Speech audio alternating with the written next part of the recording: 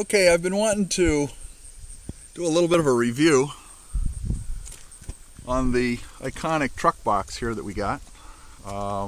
Just got this probably 3 weeks ago. Got it mounted up in the truck here. It's on a 2023 Ford F350 full-size box, 8 foot. We've got the carriers up on top, and one of the things that I do want to point out, somebody's going to look right here and say, wow, there's a big gap there. What's up with that? Well, that one's solely my fault.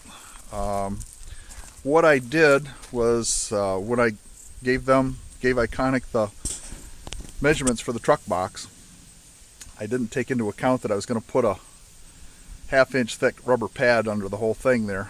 I did not want to have aluminum sitting on aluminum vibrating down the road, so I put the full bed rubber mat in there. Got that from Tractor Supply.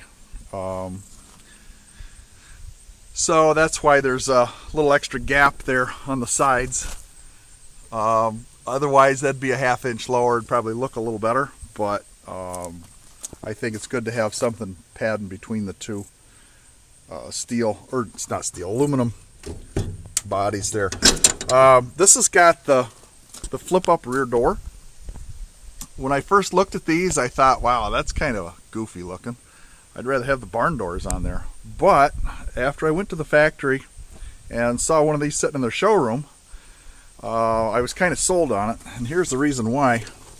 I can open this up, and as you can see, if there's a little bit of rain, or I can get in out of the sun, still work on the truck tailgate here and be out of the weather, whether it's raining or shining. I do not have all of my bins and things in here yet, but kind of sorting out how I'm going to do this. We did get the slide out bed, and I'm getting too old to be crawling around in the back of a pickup box, so we've got the pull-out bed. I'm really glad we did. And one of the things I'm thinking about doing, I see how this bed is built, and I'm probably going to put another slide out, and Iconic's probably going to slap my hands for this, but I'm going to come up here and then build another slide out very similar to the one that's down here, but build an upper slide out that mounts up to this aluminum up here, and then I'll have a double-decker slide out.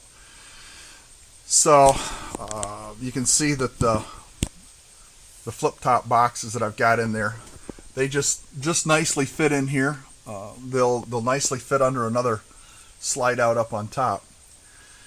So I think that'll work out well. On the sides, one of the things I'm really impressed with is this full-length shelf here. I got a little bit of weight on there, and it doesn't do much sagging, if any at all.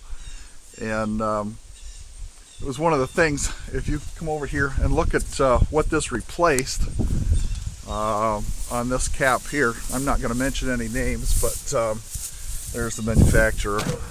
I wouldn't buy another one from them, that's for sure. I had to reinforce this flimsy shelf that they put in here. I put hardware and so forth on there, and those shelves I don't think they lasted a year. They've got rivets in here, and the rivets have pulled out, and I've had to reinforce the whole mess, and that's a pretty low end truck box there. This though, this is about as good as it gets. You can see the gasket that's around here. Seals out water. I did have a little bit of leak in there once or twice, but the one time it was probably once in 10-year hailstorm that I just happened to get into here a couple weeks ago, and there was a little bit of leakage then, and a little bit of rain, but for the most part it stays really dry in here. And that gasket keeps all the dust out, so that's really good. I have put this bungee cord arrangement on here to kind of help hold things on this top shelf here. And then something else that kind of helps too is I've got a bungee cord up here between the two brackets, and that helps to keep stuff pushed back inside so that when I open it up I don't get an avalanche falling out on me. I don't have everything necessarily where it's all going to be quite yet, but we're working on it. You know, anytime you get a truck box like this, it's kind of an evolution process where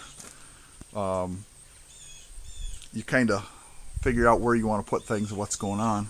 I don't have the lights on in here, but I've got the white lights wired up. I can turn on the red lights though. I don't have them wired up yet, but all I have to do is ground out the wire here, and the red lights come on. But I'm pretty impressed with the quality on this. They are expensive, but you know, like anything else, you get what you pay for. And I think Iconic does a real good job when they build these. All the seams are very well welded together there, and everything is reinforced, very heavy material. The only downside is if you're going to order one of these, try to order it in advance if you can. They order everyone specific. Sorry about that.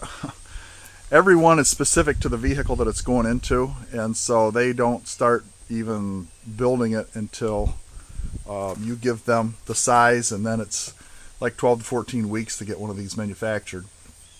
That's the only downside is if you wait and get the actual measurements out of the actual truck that you're getting, it's going to take a while. So order them early and expect that it's going to take a while to actually get the box. So that's the Iconic X